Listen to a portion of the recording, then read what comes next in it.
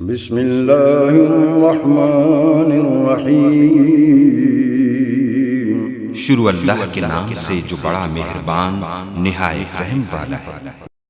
وَوَصَّى بِهَا إِبْرَاهِيمُ بَنِيهِ وَيَعْقُوبُ يَا بَنِيَّ إِنَّ اللَّهَ اصْطَفَى لَكُمُ الدِّينَ فَلَا تَمُوتُنَّ إِلَّا وَأَنْتُمْ مسلمون۔ اسی کی وصیت ابراہیم اور یعقوب نے اپنی اولاد کو کی کہ ہمارے بچوں، اللہ تعالیٰ نے تمہارے لیے اس دین کو پسند فرما لیا ہے، خبردار تم مسلمان ہی مرنا۔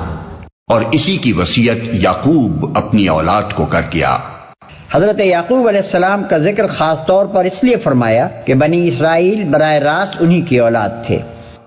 اللہ نے تمہارے لیے یہی دین پسند کیا ہے۔